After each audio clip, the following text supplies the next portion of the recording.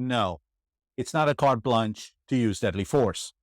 With permitless carry spreading across the nation, it's time to clarify for those of you who intend to carry a firearm without a permit, without training, and without education, what I believe is the most misinterpreted gun law, the Stand Your Ground law. Hi, I'm Joe Yeager, certified instructor and founder of Executive Gun, where safe and responsible gun ownership begins.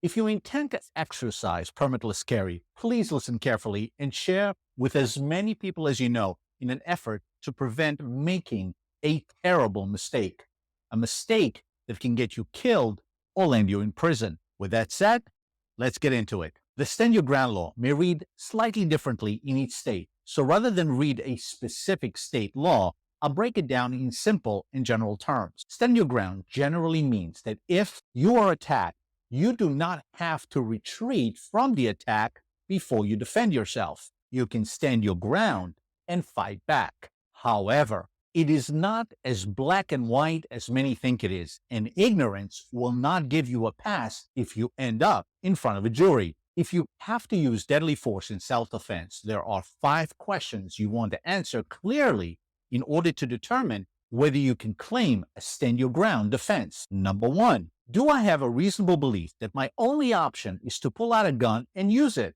In other words, there was no way to avoid the situation, retreat, leave, or use non-lethal force. Number 2, am I facing imminent death, great bodily harm, or a forcible felony in progress? In other words, I or someone around me is going to die or be severely injured as a result of the attack. The kind of attack on me or someone around me cannot be just any attack. It has to be one of the specific attacks that meet the definition of a forcible felony in your state. Number 3, is the use of deadly force immediately necessary? If someone is walking towards you with a knife or baseball bat in their hand, but 25 yards away from you, do you immediately have to draw your gun and shoot, or even just threaten to do so? Or could you run, hide, or drive away? Number 4, am I in a place I have a right to be? There are certain places where carrying a firearm is prohibited.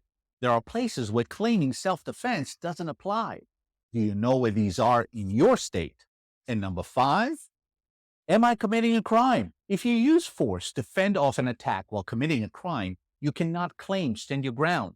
For example, if you're buying a stash of hash in an alley behind the local strip club and your dealer takes your money and pulls out a gun instead of the hash you bought and you shoot him instead, you cannot claim stand your ground. Now, I suspect some of you are thinking, if I have to make a split-second life and death decision and defend myself, I will not have time to think of all that at that moment. That's right.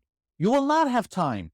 You'll have to do all that without thinking. It will have to happen automatically. How, you wonder? It starts by recognizing that just because you have a right to carry a deadly weapon without a permit and training and education is no longer required, that the law still applies exactly the same way, and ignorance will never be an acceptable legal defense. That the responsibility of carrying a deadly weapon on your person is just as immense, and that the smart and responsible thing to do is still get professionally trained and get educated so that you can protect yourself and your loved ones competently and lawfully.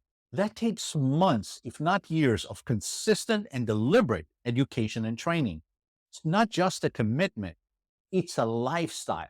If you choose to ignore me and exercise your right to permitless carry without education and training, I can't stop you. I hope you'll never have to use force in self-defense and find yourself in front of a jury fighting for your freedom. If you do and have to use your firearm, I hope you have the means to pay the tens or hundreds of thousands of dollars in legal fees, not to mention the stress of trial, loss of earnings, social judgment, strain on your family, and perhaps the burden of taking a life.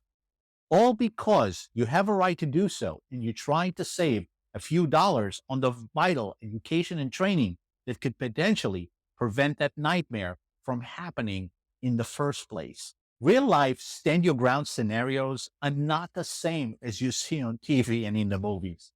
Without consistent training and education over an extended period, you will not rise to the occasion, just point and shoot, and make the bad guys fly in the air and drop like a sack of potatoes.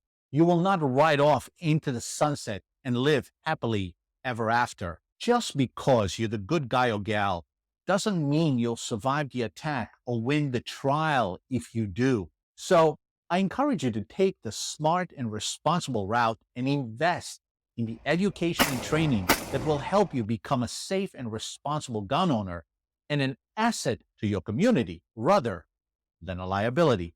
If you enjoy this video, please smash that like button, subscribe to the channel, and watch the next video right here. Train hard, often, and safely, and I'll see you at the range.